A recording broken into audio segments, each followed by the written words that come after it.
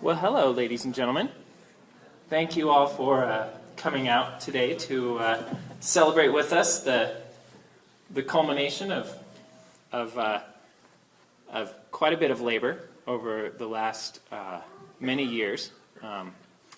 We're here tonight to officially release A Ditch in Time, which Patty has been working on along with me. I'm Jason Hanson, and a whole host of other Centerites. We work collaboratively at the Center, and this was perhaps our most collaborative project to date. We want to keep things moving along because we want to get to Patty reading the book and get upstairs so we can all enjoy the refreshments and a chance to talk. So I am just going to turn the microphone over here to John Stolp. He is Governor Hickenlooper's water policy advisor, and as you all know, since you're here, that's not the easiest job in the world, but he does it well, and we're grateful to have him here. So please welcome John Stolp.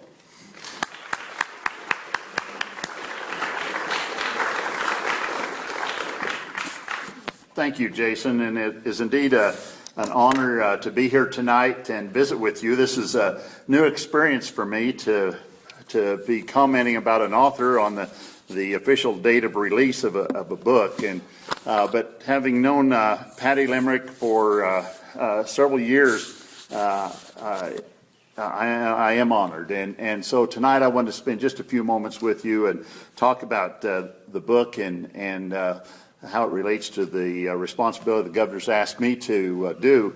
John Hickenlooper, as you know, is probably speaking about now, so you got second fiddle tonight. And we'll get to see it on the YouTube videos, I'm sure, tomorrow. But when the governor asked me to become a special policy advisor on water, I said to him, why would you want a dryland wheat farmer from southeastern Colorado to be a water advisor? And with his usual quirkiness, he said, well, you don't have the baggage of being from the East Slope water provider or handler. You're not from the West Slope as a water person, and you're not from the Front Range, a metropolitan area, as a water provider, and so you don't carry the baggage that other people carry. And so some of the things we discussed in that interview are exemplified in some of Patty's writings here about the Denver Water Board, in that we're in a new era in water.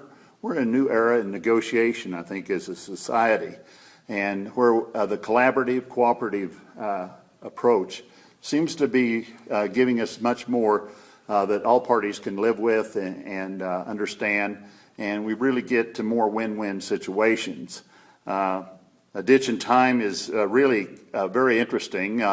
You think you know a lot of things about people, and you've heard a lot of these stories, and the way Patty puts it together here, from Zebulon Pike and the early explorers that come across this great state to even the Colorado River Cooperative Agreement that will probably be signed officially and finally in October of this year, are examples of the spectrum that are mentioned in this book. Some of the characters that she brought to reality, some that have long since passed away, really made you get to know them better, and her research into the different articles in the different newspapers, some on the Western Slope, some here in the Front Range, that talked about some of these people, sometimes not the most glowing terms, but certainly recognized them. What is it?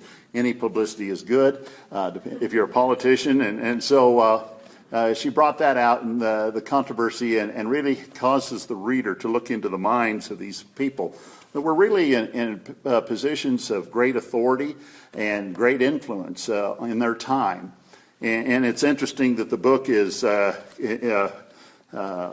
lack of a better term, bookended in the front by the foreword by Justice Greg Hobbs, a noted water authority in our state and certainly in the judicial branch. And at the same time, the afterword is by the late Chips Berry, who's one of the more recent managers of Denver Water, and some of his thoughts, and so it's kind of a great bookends to a great story. I'm reminded as a farmer and rancher on a daily basis, especially in the middle of a significant drought right now, the importance of water. But every one of us is involved in water one way or another. Our economy, water is the lubricant that makes it work. Our daily needs are met when we start brushing our teeth in the morning or taking that shower or the first cup of coffee.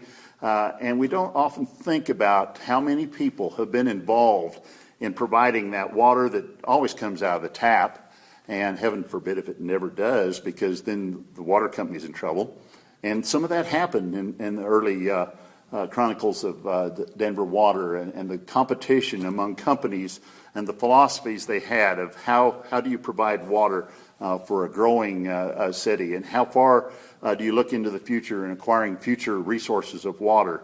And what are those relationships that you end up developing, not only among yourselves within the city council and the Denver Water Board, but the relationships with the suburbs, the relationships with the western slope, the relationships with agriculture.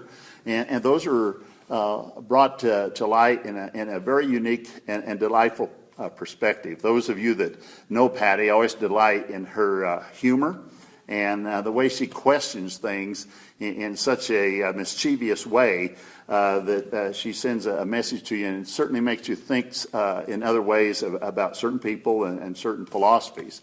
And near the end of the book, she also sorts out some of the common myths of the times that some people are easy to mention about water, how we can control growth if we just control water. Not necessarily so, and she points it out very eloquently. And so I'm often, when I first got this copy of the book, I sent her an email thanking her for an advanced copy and mentioned to her that I had done the two things that I always do to a book. I leafed through it, I looked at the pictures, and I read the limericks. And so this book reminds me of the limericks. I enjoy reading them. I'm terrible at trying to pen them, but a limerick has a certain rhythm and rhyme, and then it sends a message about whatever the topic is that makes you think twice about it. And so I think in a lot of ways that's kind of the summary of this book. It gets you into the rhythm and the complexity of water in Colorado, and especially the part that Denver Water played. And so as you read through this book by Limerick that has limericks, you'll notice that she intertwines the relationships of different entities and how they're not only important in years ago, but today they're ever much important. And I mentioned earlier about the Colorado River Cooperative Agreement. This is with Denver Water and 40 West Slope entities. And it is really historical in a lot of ways. And the governor said that at several of the occasions of getting different counties and different groups that have been signing it over the past year. And so in that system of collaboration and cooperation that took many years to do, we find part of the solution for the future negotiations in water. And how in this state, a very arid state, do we work to provide water for our economy, to protect our environment, to provide the recreation that we're well known for, at the same time be able to provide food, whether it be grown locally or food that helps drive the engine of our economy as we export food from this state and our beef and things like that, and the role that water plays in that, and how we as a society can take a lot of lessons from a large company that's had the black hat on in some cases and maybe the white hat on in other cases, and how they've transformed over their years, and how they continue to be a significant player, collaborator, cooperator in the field of water development in Colorado. And so I'm very impressed with the book. I got to know some of the characters better. Chips Berry, I only had a brief acquaintance with on a couple of occasions, and yet to read Patty's comments about Chips, and then his comments from some of his late writings just before his untimely death, really add a lot to the book, and for those of us in the water wonk world, why it's even more meaningful. And people like Glenn Saunders, who was legal counsel for Denver Water, and we're not sure when he ever left. There were several announcements that he'd left, but he continued to represent them, and the issues, the head-on collisions he had with the environmental community, and then some of the comments he said that, basically, to paraphrase it, that in order to protect the environment, you better look out for people like me. And so read the book with an open mind, and I think you'll find that it's certainly a book that's appropriate. It's certainly a ditch in time is appropriate. And I want to leave you with just one of the Limerick's lessons of interconnection. Rural and urban places are tangled together like laces. They're like sister and brother. They depend on each other. They have never been opposite cases. And so she brings us together, not only through the limericks, but through her writing. And there's no question in my mind that she's the appropriate person to head up the Center for the American West. And this book just really brings out the best of Patty Limerick in her writing skills. And so it gives me great pleasure to introduce to you Patty Limerick.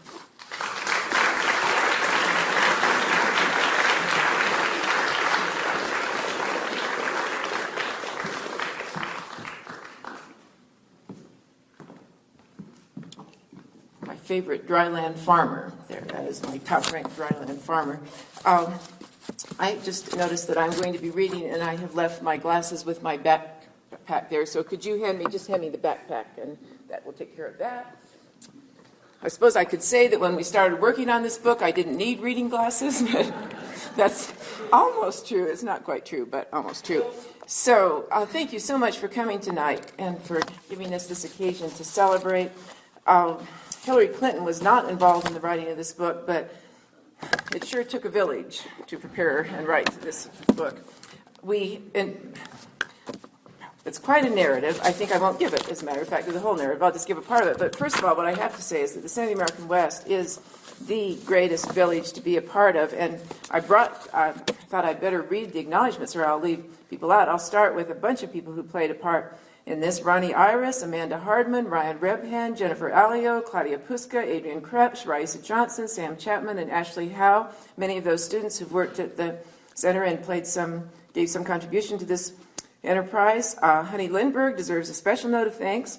Purchasers of A Ditch in Time, as well as recipients of many Center of the American West announcements and documents, are beneficiaries of the fact that Honey, a gifted graphic designer and visual artist, has expertly taken on the challenge of working in an organization led by an excessively word-oriented person, which would be me.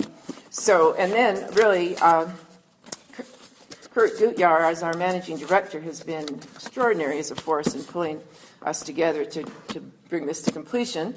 And we have joining us, I think it's an excellent thing tonight, we have 3 new students who will be working at the center: Michaela and Emily and Ashley, who are having their maiden run with the center tonight. So we will never put you into a project like this, Michaela, Ashley, and Emily. So, okay, I do want to say a little bit about, actually, first I have to say I am wearing a T-shirt which has a quotation from the first Chief Forester of the United States, Theodore Roosevelt, Franz Gifford Pinchot, and my T-shirt says, "It is a greater thing to be a good citizen than to be a good Republican or a good Democrat." And Gifford Pinchot said this in 1910. You will notice all the centerites are wearing these T-shirts, unless they prefer not to. I guess it's not that you have to wear one of the T-shirts.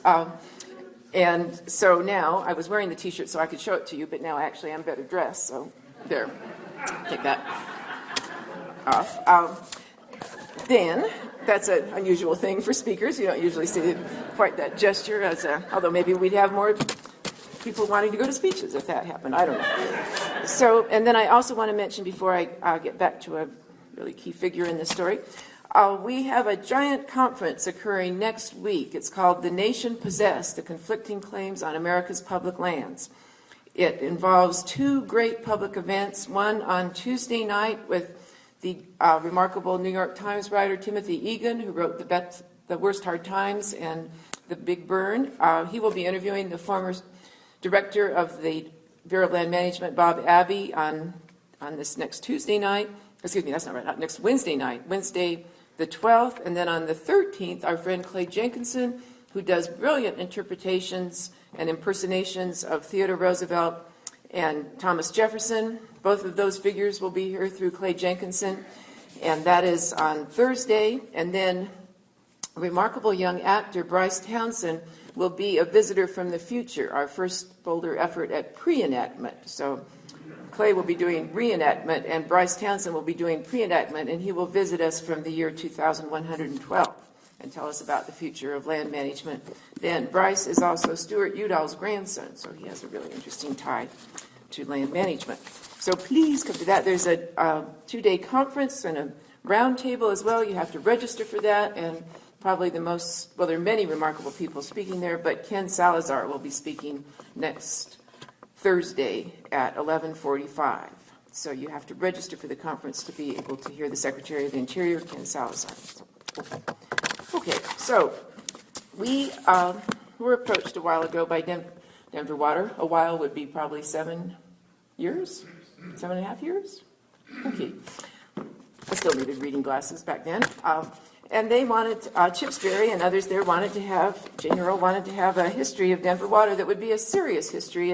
And so one of the things, they offered us some funding to support graduate students doing research, but I will read the author's note at the beginning.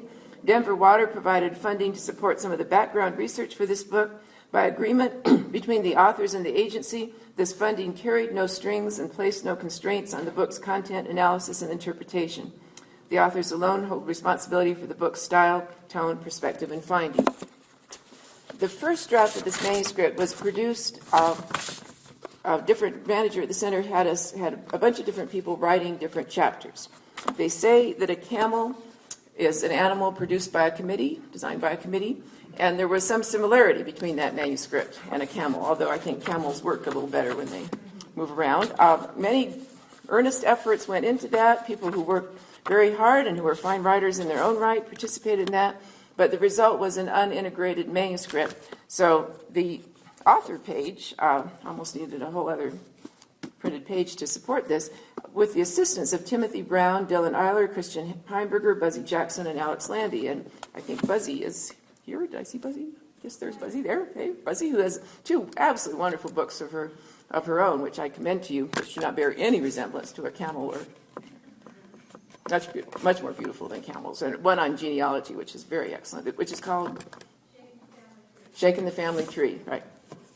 Then, 2.5 years ago, it was clear that this was not a workable publication to have these disparate chapters not integrated. So I set in to go over the chapters and really, in many ways, start fresh. In some cases, that meant just asking whole new questions we hadn't asked before, or reconfiguring passages. It was a remarkable activity. It helped that we were remodeling my house at the same time. So when I moved into my second husband's house while the remodeling was going on in mine, I was very careful to only take notes and books and papers that related to this book. So my wandering mind and attention deficit disorder was just cut off. The only thing I had to look at was that. And it was paradoxical and ironic that I was remodeling this manuscript as the contractors were remodeling my house.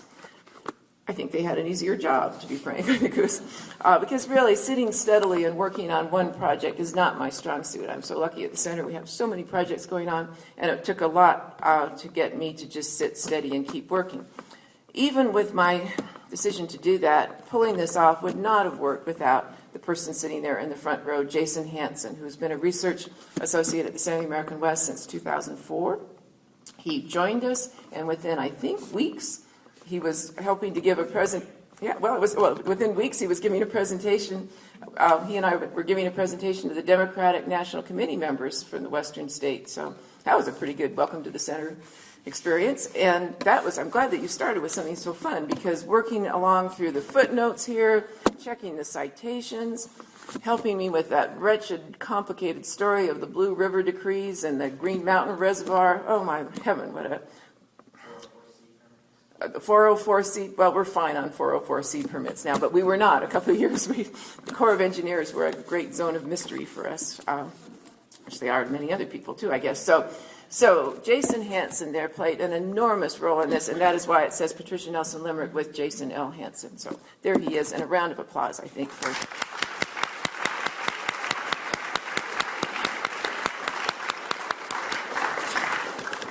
Okay, so I want to give some examples of what this book is like as a reading experience. Just a few of those, take a few questions, and then there is a reception, and there are books for sale. And, oh, good heavens, another really important figure, two figures to note here, Charlotte Barron and Bob Barron, who are the honchos at Fulcrum Press, which has produced this book. So there they are. Good heavens.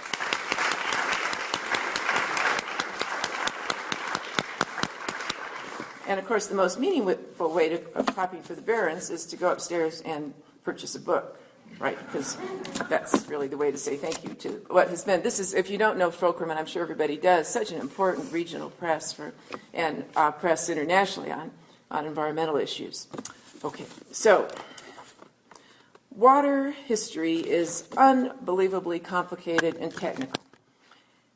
And to write it in an engaging, reader-friendly way is just enormously heavy lifting, because you are forever confronting a choice, which is an impossible choice, and you have to keep making it, to address the complexity of water history, water law, water engineering, all of the human relations around water, the hydrology itself, just unbelievably complicated. So you're forever being tempted to simplify the story so as not to lose your reader. And yet, if you simplify the story, you have cheated your reader and distorted the story. So it is an unbelievable struggle with the soul to just say, forget the actual story of the Blue River Decrees. I'm just going to say that the upshot was that that Denver Water got water from the Western Slope. That's all I'll say. Oh, I can't do that. So it's the best you can do is to recognize that every now and then you have to say to the reader, stick with me for 1 or 2 pages here. I'm going to describe a complicated part of the system, but if you need to, skip ahead to the next fun passage, but do try to stick with me. And in the meantime, we do have quite a few limericks, as John Stolt said, but I also want to give an example of the kind of writing style that you are not going to find in any other book about natural resource policy or water policy, I'm pretty sure. So, okay, this is at the end of the chapter on the competition among private companies in Denver after the founding of Denver in 1858 and 1859 and down to their consolidation into one company in 1894. And it's a very tangled story, and there are all kinds of different names of private water companies. And so here is my effort to say to the reader, oh, thank you for staying with me, and really, here's a perspective that I hope will raise your spirits. Okay. The story of the companies that preceded the creation of the Denver Water Department, readers will have noticed, is a tangled tale. Its complications add up to vexation, and the storyteller tears her hair seeking principles of selectivity that will allow her to omit tedious details without compromising the accuracy of the narrative. Readers, meanwhile, have reciprocal and proportionate reasons for tearing their hair as they wonder how it is that Western American history ever acquired a reputation as a lively, entertaining, and escapist subject. Imagine if the planners of Disneyland and Disney World ever attempted to construct a theme park experience comparable to Frontierland, but based on the romantic history of Western urban water development. Increasingly desperate visitors would wander through a labyrinth in which they would encounter elite captains of competing and consolidating companies, complaining consumers disputing rate and service quality, city officials bending under these various inharmonic forces, occasional sufferers from typhoid, newspaper editors and reporters stirring up alarm over every new and old arrangement of authority over water, and an army of overactive attorneys.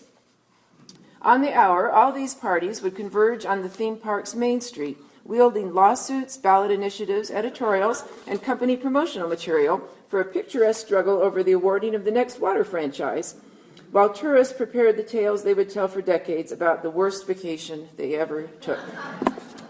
So, that's pretty fun. That was a really to be able to say. There's a, well, I think I'll skip that part and just go back now to another effort to say Western civilization can help us. There are references that, if I bring these in here, this is a passage where I'm trying to explain that Denver Water had a lot of power and was much bigger than nearly every other water managing entity in the state. But Denver Water was also very constrained by the end of the 1950s. early 1960s, Denver Water really had to deal with a much more complicated world, partly with the Bureau of Reclamation, partly with the Northern Colorado Water Conservancy District, Colorado River Water Conservation District, all kinds of different entities and more and more contesting suburbs in the Denver metro area. So as you're trying to write about that, and you're trying to make that not just an awful tale of bureaucratic entanglement, how can you bring that into life? Well, thoughts go to Gulliver's Travels eventually. So here we have the summation of Denver Water's situation by the 1950s. Extremely off course in his own voyaging, Lemuel Gulliver awoke to find himself in the company of human creatures who were less than 6 inches tall. It might have seemed that this difference in scale meant that all the power was on his side. Gulliver, however, soon discovered that even miniature opponents could seriously constrain his actions. I attempted to rise, but was not able to stir, he said. I found my arms and legs were strongly fastened on each side to the ground, and my hair, which was long and thick, tied down in the same manner. I likewise felt several slender ligatures across my body from my armpits to my thighs. When he pulled his left arm loose, his situation did not improve. In an instant, I felt above 100 arrows discharged on my left hand, which pricked me like so many needles, causing Gulliver to groan with grief and pain and to conclude that it was the most prudent matter to lie still. The Lilliputians may have been tiny, but like the first one Gulliver saw, quote, with a bow and arrow in his hands and a quiver at his back, the Lilliputians were not exactly pacifists. By 1964, the Denver Water Department's leadership was tied up in its own version of Gulliver's troubles. It was big, strong, and yet remarkably constrained in its ability to move vigorously and purposefully. Urban imperialism was proving to be as difficult for the city to practice as it was easy for the hinterland to condemn. But Gulliver had an option that Denver Water did not have. He could decide that it was, quote, the most prudent method to lie still and thus avoid further friction with the Lilliputians and their arrows. Denver Water had no such option. In 1963, just as Dillon Reservoir was close to completion and just before the Roberts Tunnel would begin delivering Blue River water to Denver, the engineering firm Black & Veatch submitted a comprehensive review of the water system. James Lee Cox summed up its finding for the future. The firm declared that the present facilities will be inadequate by 1979. So that's a prediction from 1963. With 16 years to go before the next projected crisis, the Denver Water Department did not have the option to choose prudent repose. There would be no rest for this weary, if not wicked, empire. According to the well-established customs of the organization, anticipating the threat of scarcity and securing the increased supply that would neutralize the threat, it was time for Gulliver to get up and get braced for the next barrage of arrows. So that was, I think, a livelier way of saying, the alternative would have been to just list an awful set of decrees and judgments, and of course that's in there too, but I hope it's written in a manner that keeps people going. Okay, so now I want to shift to say that this is I'm not going to be trying to retell the history here. It's too complicated. There is a PowerPoint where I can do that. I'm not doing that now because I think that really, what in heaven's name was the point of writing the damn thing if it's not to put it out there where people could actually read the story for themselves. But I do want to shift to the topic that might be of greatest interest in this area and go out to shift to questions soon after this. Okay. The Two Forks defeat is a very big part of this story from 1990 when the Environmental Protection Agency really finally set a limit to Denver Water and said they could not build that giant storage dam on the Front Range. One of the alternatives proposed by environmental opponents to Denver Water's Two Forks thing was to expand Gross Reservoir. So rather than create a whole new structure at Two Forks, environmental opponents of the Two Forks Dam said that a more acceptable alternative would be to expand, to raise the dam at Gross Reservoir and to expand its storage on the Front Range. Gross Reservoir, of course, is in Boulder County. It's not far from here, and that is now the current proposal in front of all sorts of granting agencies, including Corps of Engineers, 404s, and so on.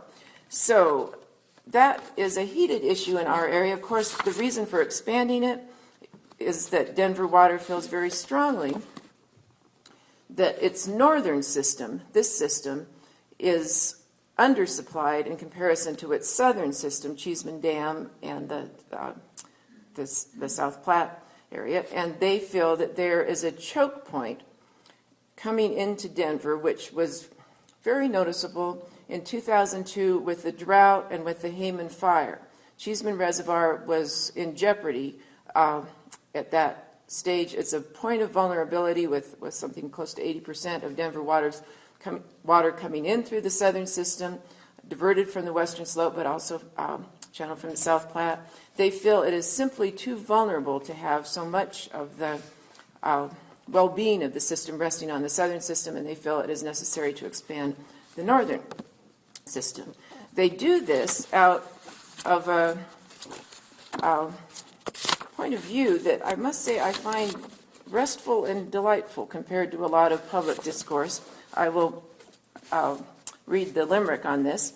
Climate change and the stressful life of water managers. As the world proceeds to get hotter, the power to predict will soon totter. The baseline's been battered, the norm has been shattered, but everyone still wants their water.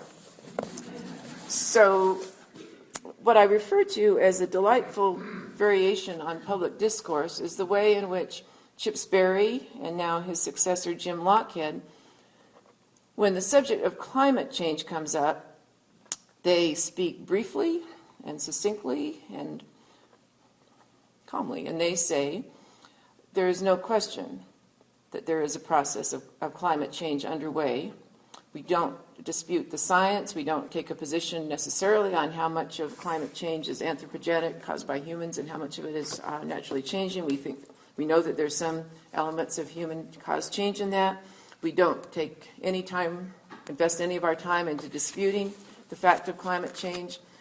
We recognize that it leaves us in a world of uncertainty, that the past is no longer a predictor of the future. The climate change means that patterns of precipitation over the last 150 years, you may have gauges that tell you what that is, but it's not going to necessarily project into the future. So the upshot is that when you ask Jim Lochhead about climate change, he usually has two sentences he says. He says, climate change is a reality. We're water managers, and it would be irresponsible not to plan with that and to anticipate that and to organize ourselves in reaction to it. Now, if you go to Washington, D.C., and you ask about climate change, you have a different form of conversation and discourse. And I just think it's a wonderful thing to hear a group of public officials who just say, we have to work with this. We have to anticipate it. They have a climate change modeler, a remarkable young woman who's working hard on different scenarios on that. And they're simply not fighting a battle over,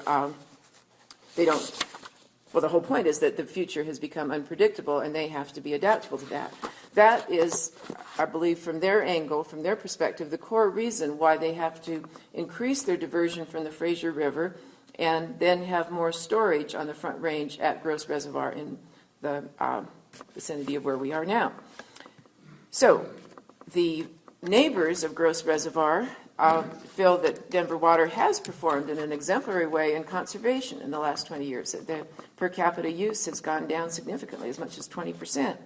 So the Gross Reservoir neighbors, some of whom may be in the audience, feel quite strongly that there is a great track record in the last 20 years for Denver Water on conservation, and thereby no compelling need to increase the supply. Again, for Denver Water, it's the vulnerability of the southern system, as they saw it in 2002 with the drought and with the Hayman fire and the sediment ash going into Cheeseman Reservoir, and also the vulnerability of climate change, that to have irregular precipitation and not have sufficient storage is to put the citizens in some state of jeopardy. The charter of Denver Water says that Denver Water must supply adequate water to the to the residents of the city and county of Denver and of the combined service area, and it does not say to legislate lifestyle, to coach people on needs and lack of places where they need water and places where they don't need water. That's something that certainly is not a land use mandate in the Denver Water Charter. So that is the background story for a section that I'm going to read, because it seems a little weaselly not to read this section in the very area in which people hold these opinions.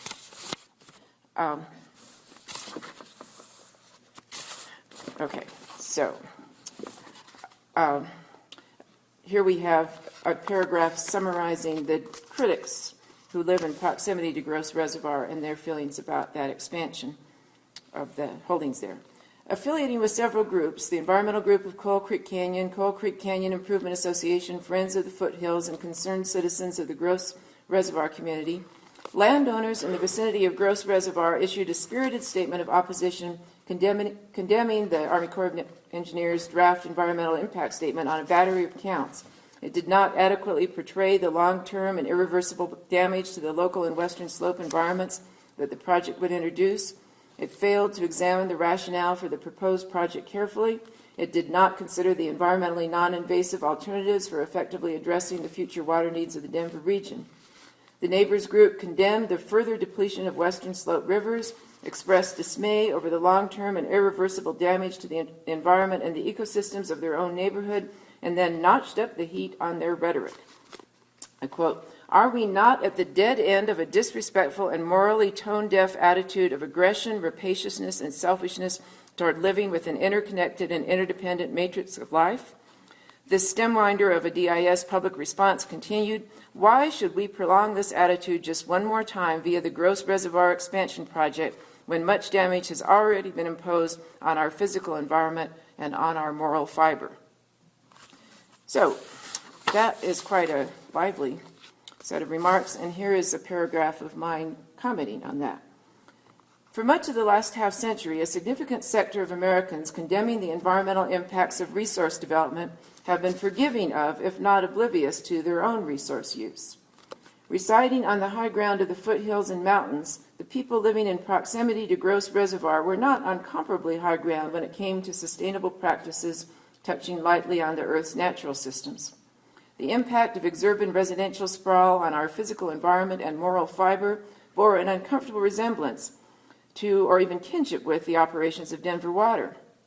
Even as they excoriated the failure of Denver Water's citizens to give up their wicked ways and embrace environmental principles, the reservoir neighbors were themselves residents of an area of exurban settlement where wells drawing on groundwater supplied homes located in sensitive wildlife habitat. These homes were located in a forest subject to periodic wildfires under natural conditions. In similar locales in the Rockies, the deployment of young men and women as firefighters, as well as big expenditures of federal, state, and county resources, came to the rescue, not always successfully, of these vulnerable homes. Residents came and went from their Edenic setting thanks to the intensive use of fossil fuel-powered vehicles traveling on state-subsidized roads that in themselves constituted something of an intrusion into, quote, the interconnected and interdependent matrix of life for which Denver Water was exhorted to feel more respect. Oh, that's lively.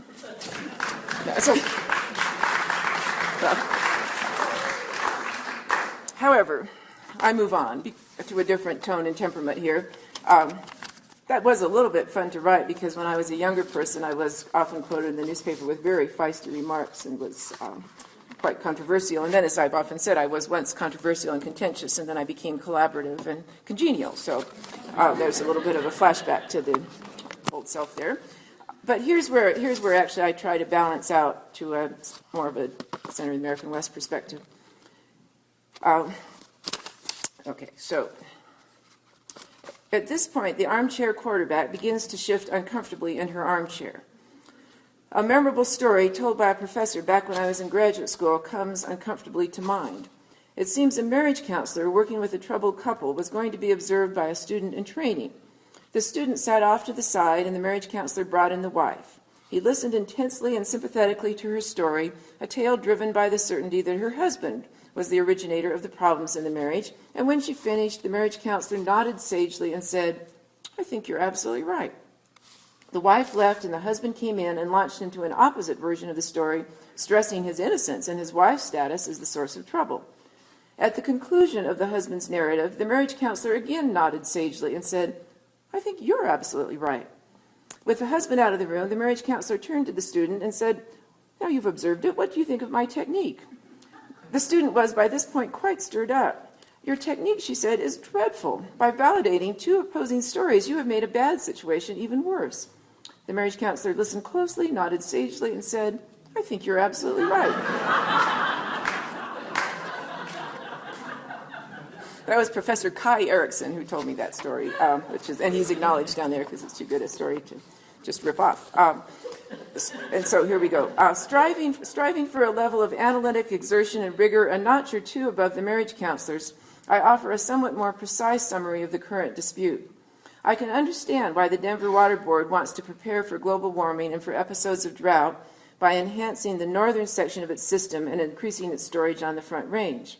In this cause, the virtues of expanding an existing dam rather than transforming a pristine canyon into a new reservoir are unmistakable. No wonder the opponents of Two Forks had recommended this alternative.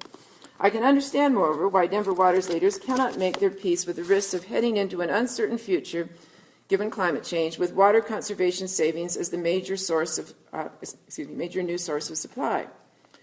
I can understand why homeowners in the vicinity of Gross Reservoir feel afflicted by the proposal of a major construction site. I can understand why proponents of recreational fishing and the aquatic well-being of the Fraser River fear the effects of further diversion from the stream. With the Fraser River's flow already significantly reduced from previous diversions, the dismay felt by the members of Trout Unlimited is entirely understandable. And I can see why Trout Unlimited points out the need for more expensive remediation efforts to keep a further dewatered river from reaching temperature heights in midsummer that would jeopardize aquatic wildlife. I can see why opponents of the current project doubt the authenticity and depth of Denver Water's declarations over the last 20 years of concern for the environment. While it is demonstrable that Denver Water's leaders have changed their agency's conduct to take environmental concerns into account, it is also evident that interest in the well-being of aquatic organisms and local fly fishing economies has not displaced or eroded the commitment of the agency's leaders to provide reliable water supply to their users. They see increasing the capacity of this system as essential to honoring this commitment. They do not concede the point that their determination to provide reliable water supplies has undermined or overruled their environmental commitments. In fact, the agency's leaders feel that their plan to expand Gross Reservoir comes well accompanied with commitments to provide remediation and even enhancement to the natural systems involved. So what are we to think? In the early 21st century, phrases like environmentally responsible and good environmental practices run rampant in the world.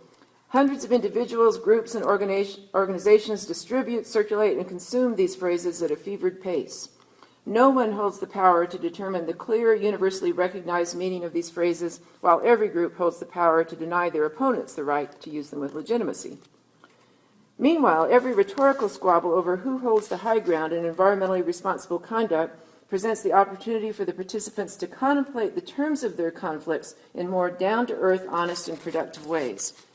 Racing to occupy the two familiar poles of opinion in these disputes has become a sterile and empty performance. The advocacy of conduct in which human beings inhabit the earth so lightly that nature remains pristine and entirely undisturbed has come to seem utopian and improbable. In exactly the same way, the justifications for conduct in which human beings ruthlessly seize the earth's resources have frayed and snapped. In this historical instance, Denver Water's position, attempting to make a major shift in its practices while also carrying with it the burden of a weighty history, is an illuminating case study in a much bigger worldwide effort to explore the many places on the spectrum between the idea of an ethereal and insubstantial human impact on nature and the fatalistic acceptance of the hard usage of the earth and its resources.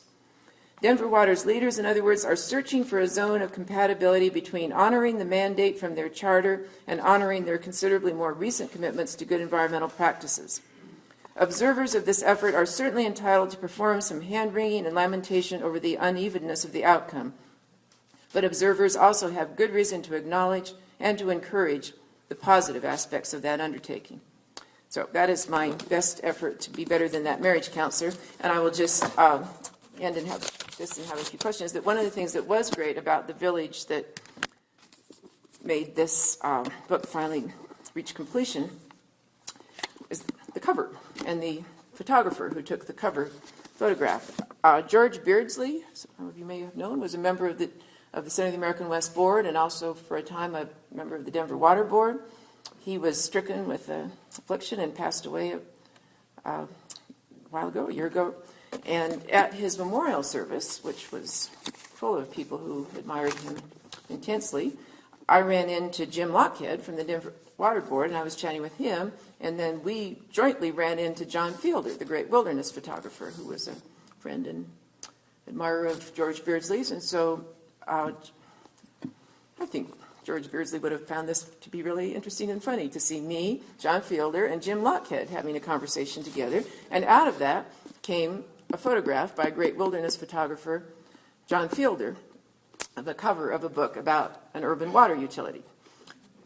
It's a wonderful world, ladies and gentlemen. That's all I will say. And the people like George Beardsley and who make it possible for those convergences to happen. And we wish he could have been there with us, but we felt as if he was in an important way. So I'll just end with that reflection one more time. It is a wonderful world. And thank you for being here tonight for this occasion.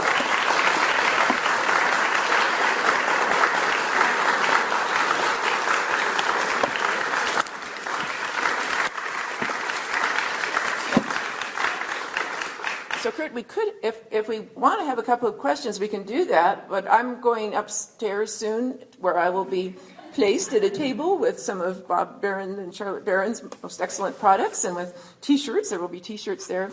It'll be harder to autograph the T-shirts than the books. But a couple of questions before we go upstairs would be fine. Yeah. I understand there's a problem in Fort Collins. You want to bring water to the Green River into the front range.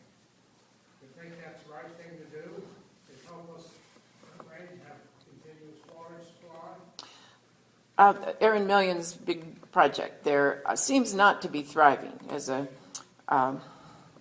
entrepreneurial venture. I don't see that as carrying the weight and the seriousness and the need to think, okay, this is a utility that has a responsibility to a bunch of citizens and the well-being of those citizens. It certainly is a utility that can be persuaded to rethink how much irrigation for landscaping it needs. If you change, I think, well, I don't know if we all know it, but something like 50% of Denver Water's water goes to outdoor irrigation. That's an interesting situation. The managers think, well, that's because that's sort of a absorptive cushion. If we have a very serious drought, you need to be able to cut back on something. And if you are using water in, only for urgent household needs, then you don't have anything to cut back on. So for those people of that persuasion, a lawn is a kind of dispersed reservoir system, I guess. Anyway, if you're dealing with Denver Water, you're dealing with a very established entity that has to think and has to be very subject to public decision-making and public scrutiny. And I don't think that this other project is in that same category. So I'm not a supporter of the. I understand that water is going to Las Vegas and California. Is that the water that is not being diverted from Green River now? That it will be going to California and to Arizona and to Las Vegas? Well, that Colorado River Compact is quite a force in these matters, and in fact, it seems like one of the great achievements of the George W. Bush administration and Secretary Norton was really putting some constraints on California. That if there's a shortage and a call on the river, that California has lost a lot of what it used to have in the we come first mode. Pat Mulroy in Las Vegas, the water manager there, is someone to watch, and really an astonishing person who has her eyes on some agricultural water rights in northern Nevada, but also has a very strong, I guess I have to say, kind of inspirational stance that if Las Vegas wants to get more water, Las Vegas has to be on the highest ground of water efficiency. So all the water at the hotels, that's gray water, that's not potable water being wasted. It's Pat Mulroy and her team have set up very stern, if you only walk on your lawn to mow it, take that turf out, and they will pay fairly generous amounts to get that out. So I don't know, I find it really interesting to see that people, I like to see people shaken when you have to mention how much on the high ground, in some ways, Las Vegas is in water conservation. So whatever it is, it's a very set network there that has to play out on the Colorado River thing. And where Aaron Million is going to deal with the Colorado River Compact, I haven't really had that revealed to me. So, okay, yeah. Does your book cover the historical evolution of water systems just in Colorado or the other western states? I nearly died covering the Front Range. So there. And that's, I mean, I guess what for me was great about this experience, and I know this as an historian, but we can never be reminded enough. Everything is so unbelievably complicated. And when we just thought, okay, we'll do the Denver Water Department, and I think maybe 7 years ago we thought, oh, it might be kind of dreary, just an administrative history. Well, I think we conquered that and moved on. But oh, for heaven's sake, the details! Oh my Lord, there's just the relationship with the suburbs. I mean, John mentioned that. I'm glad you mentioned that because it's just, oh my heaven, the relationship between the metropolis and the suburbs and the competition. I will say one thing. I hope this doesn't sound like I've become an apologist. I don't think I am an apologist. But while everyone is obsessing about Denver water, meanwhile, the Northern Colorado Water Conservancy District is really a very significant diverter from the Western Slope. And here we are in Boulder, Colorado, part of the Northern Colorado Water Conservancy District with Western Slope water in our world as well. So we are hissing at Denver water and saying, boy, I've really tired myself with that. I'll need to get a drink of water and recover from that, and being complicit in the whole diversion thing. So everything is a complicated big story. This thing is a graduate student's invitation. This invites 5 graduate students to do a better job than we did on this. And we did the best we could in the amount of time we had. But even this thing just explodes in complexity. And so if we had been doing Boise and Albuquerque and, oh dear me, I'm 61 years old. So thank you. I'm sorry, you got a very spirited answer there. But I feel now, I will say that one thing I liked very much about this when we started it, I was glad we were doing it because those glory hogs of San Francisco and Los Angeles steal the spotlight on urban water all the time. So everybody knows about Hetch Hetchy and everybody knows about the Owens Valley, and people have seen Chinatown. By the way, at the Bedecker Theater, at the Arts Center, Dairy Arts Center, we're going to watch Chinatown and discuss that in a couple. I think it's in the third week of October or something like that. So you should join us on that. And that's an amazing movie because if you've seen Chinatown, nobody here is in that state, but there are thousands of people who have seen Chinatown and instantly become experts on Western water history. They are just Roman Polanski, who's not admired for other reasons, but has just taken people instantly to the highest level of expertise on that. So the nice part about doing this book was that we got to take a situation where the bulk of writing about Western water history is about agriculture and the Bureau of Reclamation, and then if it's not about that, it's about Los Angeles and San Francisco, and to say, woohoo, there's a lot of Western case studies that are just as revealing and just as important as San Francisco and Los Angeles. So take that, Ellie. Two questions, really. Does the book deal with aquifers also, or is it water aquifers? And do you deal with Native American water rights at all in this area? There's groundwater. I'm 61 years old. Just do that again. I mean, it's so groundwater is a whole other story. Oh, John, I'm feeling so sad, but what a job you have. And what spirit you have, and you're so good-natured, but you have to do groundwater. You don't get out of that. And I got out of groundwater, so we did not do groundwater. And there's certainly an opening section about Indian people and their water use in this area. I don't think, and I might need to be corrected on this.